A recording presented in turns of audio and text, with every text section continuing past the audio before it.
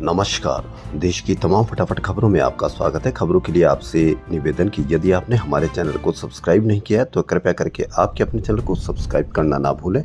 आप सब्सक्राइब करते हैं तो हमें हिम्मत होती है सही और सच्ची खबरें आप तक पहुंचाने की।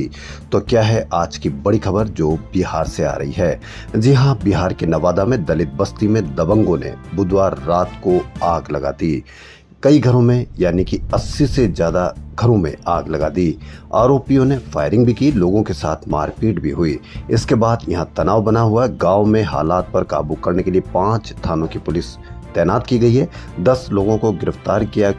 आप पूरे मीडिया चैनलों पर देखोगे तो कहीं पर भी इसके बारे में कोई चर्चा नहीं होगी, जबकि कोलकाता रेप कांड की अभी भी आप हर चैनल पर उसकी खबर देख सकते हैं। कर्नाटक में एक और भाजपा विधायक। कर्नाटक के राजराजेश्वरी नगर से भाजपा विधायक मुनि रत्न के खिलाफ रेप का केस दर्ज किया गया है। पुलिस के अनुसार घटना एक पर्सनल रिसोर्ट में हुई। विधायक सहित 7 लोगों के खिलाफ एफआईआर दर्ज की गई है। मुनि रत्न पहले से न्यायिक हिरासत में है। उन पर एक कॉन्ट्रैक्टर को धमकाने, गाली देने और मारपीट करने का भी आरोप है। लेबनान बुधवार को लगातार दूसरे दिन भी धमाकों से थर्रा गया। पेजर धमाकों के बाद बैरूत समेत कई शहरों में ईरान समर्थित हिजबुल्लाह आतंकियों के वॉकी टॉकी में ब्लास्ट हुए। इन धमाकों में 14 के मारे जाने की और 450 से अधिक की घायल होने की जानकारी है। बैरूत में पेजर हमले में मारे गए लोगों को दफनाने के लिए जमा हुए लोगों के वॉकी टॉकी में ब्लास्ट से 3 लोग मौके पर ही मारे गए। केंद्रीय कैबिनेट ने बुधवार को एक देश एक चुनाव के लिए गठित पूर्व राष्ट्रपति रामनाथ कोविंद की अध्यक्षता वाली कमेटी की सिफारिशों को मंजूरी दे दी है। इस पर मल्लिकार्जुन खड़गे ने, जो कांग्रेस अध्यक्ष हैं, कहा कि ये व्यवहारिक नहीं है। जब भी चुनाव आते हैं असल मुद्दों को भटकाने के लिए भाजपा ऐसे पेतरे चलती है। ऐसा करना संविधान और संघवाद के खिलाफ है। जनता, देश इसे कभी स्वीकार नहीं करेगा। सही कह रहे हैं या नहीं कह रहे हैं, क्योंकि देश में शिक्षा, सड़क, यातायात, अस्पताल, इन सब की कितनी आवश्यकता है, लेकिन किसी भी मीडिया पर इसकी कोई चर्चा नहीं होगी। महंगाई पर कोई चर्चा नहीं होगी, बेरोजगारी पर कोई चर्चा नहीं होगी, लेकिन पूरा देश एक चुनाव में लगा हुआ है। प्रधानमंत्री नरेंद्र मोदी 21 से 23 सितंबर तक अमेरिकी दौरे पर रहेंगे, लेकिन उसके पहले ही डोनाल्ड ट्रंप के ताजा बयान ने माहौल गर्म कर दिया है।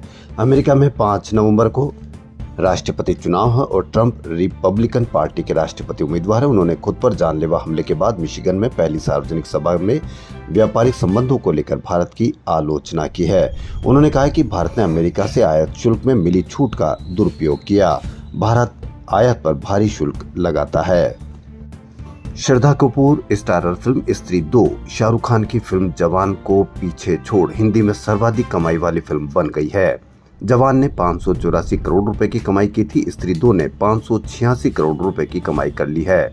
पठान, जवान, गदर 2 व एनिमल भी 500 करोड़ रुपए के क्लब में है।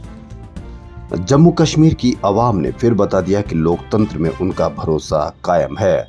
बुधवार को विधानसभा चुनाव के पहले चरण में 7 जिलों की 24 सीटों पर 61.13% वोट पड़े। मुख्य चुनाव अधिकारी के अनुसार वोटिंग का आंकड़ा रात 11:30 बजे तक का है, जो बढ़ भी सकता है। हालांकि एक आंकड़ा राज्य में हुए 4 लोकसभा और 3 विधानसभा चुनाव के मुकाबले सबसे ज्यादा है। इस चरण में जम्मू रीजन की 8 और कश्मीर की 16 सीटें हैं, जबकि वोटर 23 लाख से ज्यादा है। नेता प्रतिपक्ष राहुल गांधी के अमेरिका में दिए भाषण से भाजपा कितनी परेशान है और उस पर विवाद बढ़ता ही जा रहा है। अब भाजपा के महाराष्ट्र से राज्यसभा सांसद अनिल बोंडे के खिलाफ एफआईआर दर्ज की गई है। बोंडे ने अमरावती में कहा था कि राहुल गांधी ने आरक्षण के खिलाफ जो कहा वह खतरनाक है। राहुल की जीभ नहीं काटनी चाहिए बल्कि जला देनी चाहिए। अमरावती के कांग्रेस सांसद बलवंत वानखेड़े व अन्य नेताओं ने अमरावती में दर्ज एफआईआर में आरोप लगाया कि बोंडे ने दंगे भड़काने की मंशा से बयान दिया था। इसी बीच महाराष्ट्र भाजपा प्रमुख चंद्रशेखर बावनकुले ने कहा कि वह बोंडे और संजय गायकवाड़ की टिप्पणियों का समर्थन नहीं करते, फिर भी इस तरह के बयान कैसे बोल देते हैं या किस तरह से दे दिया करते हैं। लेकिन जब किसी ने भी राहुल गांधी का पूरा भाषण सुना है तो कहा जा रहा है कि उन पर ऐसी कोई विवादित बयान देने का आरोप जो लगाया जा रहा है वो गलत है। जब उनसे पूछा गया कि आरक्षण कब समाप्त हो सकता है तो उन्होंने कहा था कि आरक्षण जब समानता हो जाएगी तब आरक्षण समाप्त करने का हो सकता है, लेकिन अभी कोई ऐसी संभावना नहीं है। तो अब आप इस पर अवश्य बताएं कि क्या आरक्षण खत्म करने का बयान दिया था अगर आरक्षण खत्म करने का बयान भी दिया हो तो क्या किसी व्यक्ति को इस तरह के जीप काटने, जीप जलाने या दादी जैसा हाल करने ऐसा कोई बयान देने का अधिकार मिल जाता है। आतिशी 21 सितंबर को दिल्ली के मुख्यमंत्री पद की शपथ ले सकती है। एलजी वीके सक्सेना ने इसका प्रस्ताव दिया। साथ ही पूर्व सीएम अरविंद केजरीवाल का इस्तीफा राष्ट्रपति द्रौपदी मुर्मू की मंजूरी के लिए भेजा है। हरियाणा में 5 अक्टूबर को होने वाले चुनाव के लिए कांग्रेस ने घोषणा पत्र की 7 बड़ी गारंटी जारी की है। 53 पेज का घोषणा पत्र 23 सितंबर को चंडीगढ़ में जारी होगा। पार्टी ने इन्हें 7 वादे पक्के इरादे बताया है। इसमें 18 से 60 साल की महिलाओं को 2000 रुपए प्रति माह आर्थिक सहायता और 500 रुपए में गैस सिलेंडर देने का वादा किया गया है। बुढ़ापा, दिव्यांग, विधवा पेंशन 3000 से 6000 रुपए की जाएगी। ओपीएस का संकल्प लिया गया है।